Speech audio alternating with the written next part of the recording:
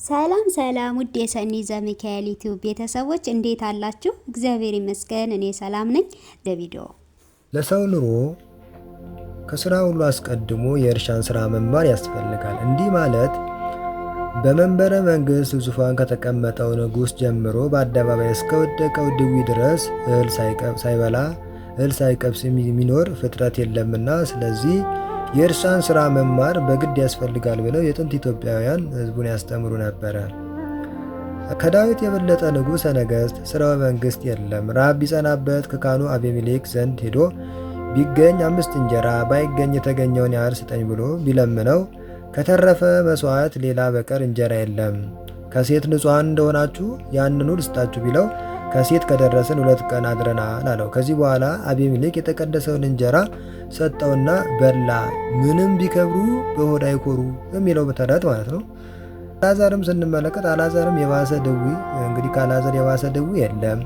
ምንም እጅ እግሩ ቢቆረጥ ሆድ አይቆረጥምና በህመሙ በመጨነቅ ፈንታ ከውሾች ጋር እየተሻማ ፍርፋሪ ለቀማ ሄዶ እንደነበረ ይህ እንግዲህ ይህ እንጀራ ያለ እርሻ አይገኝምና ይህ ሁሉ ልፋት እንጀራ ለመመገብ ነውና፣ ስለዚህ የስራውን መማር የግብርናን ስራ መማር በግድ ያስፈልጋል ማለታቸው ከዚህ የተነሳ ነው። እንግዲህ ከአዳም ጀምሮ እስከ አብርሃም ድረስ ለታብቅል ምድር ባለው ልማድ መሬቱን ሳያርሱ ዘሩን እየዘሩ ሲበቅል እያረሙ እየኮተኮቱ እያጨዱ እየወቁ ይመገቡ ነበር እንጂ እርሻ አልነበረም። እንግዲህ እግዚአብሔር አዳምን ከገነት ካወጣው በኋላ የተፈጠረባትን ምድር ያርስ ዘንድ ፈርዶበታል። እንግዲህ ልጁ ቃየልም ከዚህ የተነሳ ልጁ ቃየልም ገበሬ ነበረ።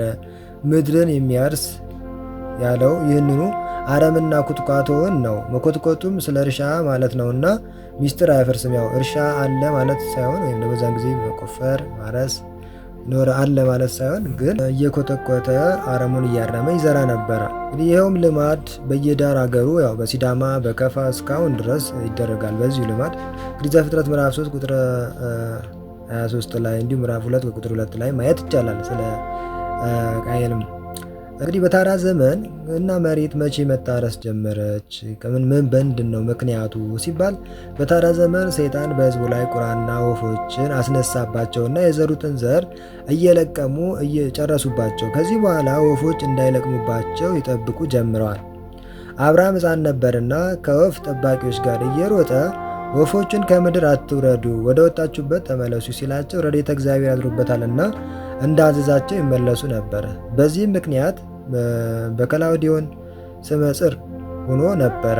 ከዚህ በኋላ የበሬ ዕቃ፣ ሞፈር፣ ቀንበር፣ ድግር፣ እርፍ የሚሆን እንጨት እየጠረበ እየበሳ በዚያ እያረሰ የተዘራውን ዘር አፈር እያለበሰ የእርሻን ስራ ለሁሉ አስተማረ።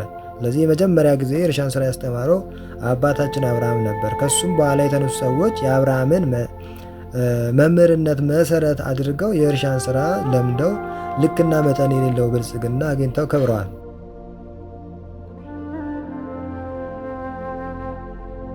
የአብርሃምን ስራ መሰረት አድርገው አሁንም የአውሮፓ ሕዝብ እንኳን ምንም ስራ እንዲቀላጠፍላቸው የእርሻ መኪና ቢያበጁ ምሳሌ የጥንት የአብርሃምን ስራ አልለቀቁም። አስቀድሞ መጽሐፍ ቅዱስ የተጻፈውን ስራ መሰረት አድርገው ግራና ቀኝ መንገድ እያሰፉት በአካሄዱ እየተራቀቁበት አዲስ መሳሪያቸውን ፈጠሩ እንጂ መሰረታቸው ግን የነበረው የአብርሃም ስራ ነበር። እንግዲህ ከመጽሐፍ ቅዱስ ከስነ ፍጥረት የማይወጡ መሆናቸውን ለመረዳት ለምሳሌ አውሮፕላን የሰሩት በአሞራ አምሳል ነው። እንግዲህ ይህም መሰረቱ ምንድነው? ስነ ፍጥረትንና የአብርሃምን ስራ መሰረት አድርገው አውሮፓውያን አሁን ላይ ይራቀቃሉ ማለት ነው። እንግዲህ ይህንን እዚህን ያህል ከተረዳን የገበሬ ዕቃ ምን ያህል ነው ብዛቱ ስንል ልክ አሁን ለምሳሌ የዶሮ ብልት 12 ነው እያለ እንደምንጠራው ሁላ የገበሬ ዕቃ ምን ያህል ነው ብለን ስንጠይቅ የገበሬ ዕቃ ወይም መሳሪያው 13 ነው። እሱም ሞፈር፣ ድግር፣ እርፍ፣ ወገል ወይም ደግሞ ከርፈስ፣ ቅትርት፣ መርገጥ፣ ማረሻ፣ የሞፈር አፍንጫ፣ ምራን ይህ የሞፈር መሳሪያ ነው። እንግዲህ ቀንበር፣ መደብ፣ አማካይ፣ ገበያ አንድ ወገን ናቸው። እነዚህ ቀንበር፣ መደብና አማካይ ገበያ የሚባሉት አንድ ወገን ናቸው። ማነቆ፣ መንጠቢያ ይህ የቀንበር መሳሪያ ነው። ሞፈር መሰማሪያ ማለት ነው። ያው የሞፈር ማለት ምን ማለት ነው ስንል መሰማሪያ ማለት ነው። በግዕዝ ሙፋር ይለዋል። እንግዲህ ገበሬው ወይም በሬው ወደ እርሻው የሚሰማራበት ማለት ነው። በሌላ ንግግሩ ገበሬው ወደ እርሻው የሚሰማራበት ማለት ነው። የሚዘራና የሚያርስ ገበሬ ስራ እፈታለሁ ብሎ ሞፈር ቀንበሩን ይዞ አንድ ወገን ሆኖ ወደ እርሻው እንዲሄድ አንድ ወገን ሆነ ወደ ጥበብ ሂድ ይላል። ይህን ምሳሌ አግኝቶ መጽሐፈ ሲራክ ምዕራፍ 6 ከቁጥር 19። እርፍ ቁራጭ ማለት ነው። በሌላ እርፍ ማለት ደግሞ ቁራጭ ማለት ነው። እራፊ እንደማለት ነው። እንግዲህ ዛፍ ለመሆን ሳይደርስ በለጋነቱ ስለተቆረጠ እርፉ የሚዘጋጀው ከለጋ እንጨት ስለሆነ ከዚያ የተነሳ ስሙም እርፍ ተብሎ ይጠራል ማለት ነው። እርፉን አጥብቆ የማያርስ ገበሬ በምንም ብልህ አይሆንም። ከእርሻ የሚበልጥ ጥበብ ደግሞ የለም።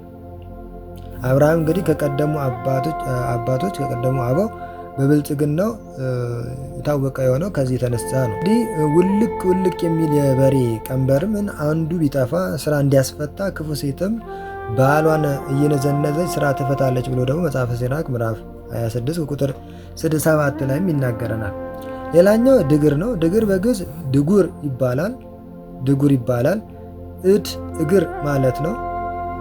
ሞፈሩን እንደ እጅ ይጨብጣል፣ ከታች ወገሉን እንደ እግር ይረግጣልና ስለዚህ እጅ እግር ይለዋል። መርገጫ ማለት ነው። ገበሬ በጠንካራ ልጥ እርፉንና ሞፈሩን እየረገጠ ያርስበታል፣ ስለዚህ መርገጥ ይባላል። ሌላኛው ቅትርት ወይም ችንካር ነው። መቅረዝ ችንካር ነው። ሌላኛው ወገል ማለት መሸፈኛ ወይም ደግሞ መጋረጃ ማለት ነው። እርፉን የድግሩን አፍንጫ ይሸፍናል ማለት ነው። እንዲህ በግዕዝ ገለው ሸፈነ ማለት ነው። እንግዲህ በመጽሔተ ጥበብ መጽሐፈ መጽሔተ ጥበብ ምዕራፍ ቁጥር ገጽ 61 ላይ ወንጌልን ጠባብ ሕግ እንዲላት ስለ መጥበቡና ሁሉን ወስኖ በመያዙ ወንጌል ማለት ነውም ብሎ ወገልን ይገልጸዋል ማለት ነው። ሌላኛው ደግሞ መደብ ገበያ አማካይ፣ ይሄ አንድ ወገን ነው። የምራን መቀመጫ ማለት ነው። ማነቆ እንዳለው ነው። መንጠቢያ መዋረጃ ማለት እንግዲህ በሬው ካልታሰረ ይሮጣል እንጂ አይገረፍም። ታስሮ መገረፉ ያው መዋረድ ነው። በሬ ጊዜ ታስሮ ነው የሚታረስበት። ያ መታሰሩ ምንድነው? የመዋረዱ ምሳሌ ነው። ስለዚህ መንጠቢያ ይሉታል።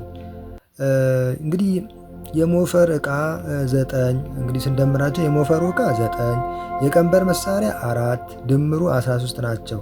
እንግዲህ ምሳሌነታቸውን አንድ ባንድ ስንመለከት 12ቱ የ12ቱ ነገደ እስራኤል፣ 13ኛው ምራን የያዕቆብ ምሳሌ 13ኛው ምራን የያዕቆብ ምሳሌ ነው።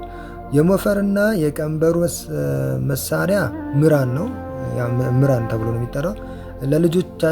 ለልጆችም መሪያቸው አባት ነውና ስለዚህ ነው። ሁለተኛው ምሳሌ 12ቱ መሳሪያ ሰለሞን ለቤተ መንግስቱ 12 ሹማምንትን ሹሞ እንደነበረ አሁን ለቤተ መንግስት ስራ የሚሾሙት የ12ቱ ሹማምንት ምሳሌ ናቸው። እርሻ የዓለም በሮች ደግሞ የህዝብ፣ ምራን የንጉስ ምሳሌ ናቸው። ምራን እንግዲህ መሪ አይደለ? የንጉስ ምሳሌ ነው። በሬው የህዝብ ነው።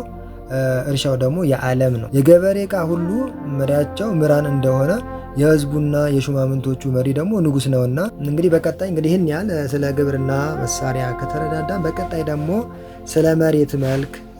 ስለ መሬት መልክና ጠባይ ደግሞ በቀጣይ ፕሮግራማችን እንመለከታለን። ስለተከታተላችሁ እናመሰግናለን። ቸር ቆዩልን።